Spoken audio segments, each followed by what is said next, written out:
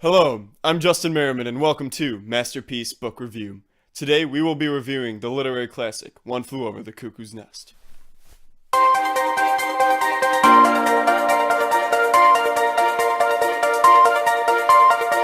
Audio Jungle.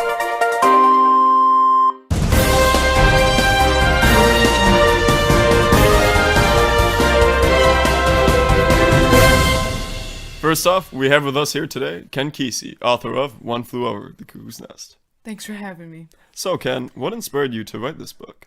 Participating in the CIA study and also my time spent at the Milano Park Veterans Hospital. And what were your experiences like at veterans hospitals? I worked as a night orderly where I got to know the bureaucratic structure of a mental institution and also get to know the patients. Many of them didn't seem that insane to me, more that they were deemed unacceptable by society and placed there. Okay, and I was wondering, are there any characters that you can relate to in this book? Well, most of the characters in the book are based off of people I had met while working in the mental institution, but me particularly, I identified with Mr. Turkle, the night orderly, who is kind of Brahmin and also allows the night ward party. All right. We were wondering, could you explain some of the symbols you incorporated in this book? Well, one of my favorites is McMurphy's white whale boxer shorts.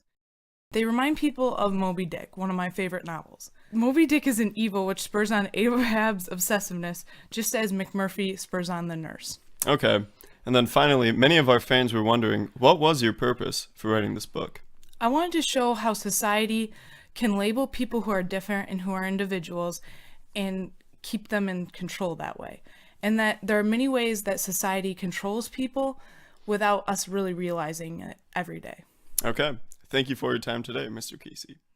Up next, we have with us renowned literary critic, Melanie Ennis. Thank you for having me, Mr. Merriman. So, Melanie, what were people's initial reactions to this book?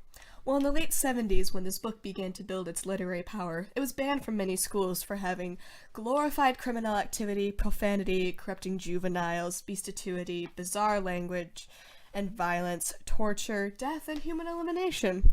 The book was also deemed as pornographic. But throughout the years, society began to accept its unusual ideas and began to accept all the accessories that came with it as well. All right, so, what are your personal thoughts on this book? I think the book is very powerful in how it shapes society today, with its ideas of civil rights and who has power and how you shouldn't let anybody hold it over you, and not blindly accepting society's view of normal.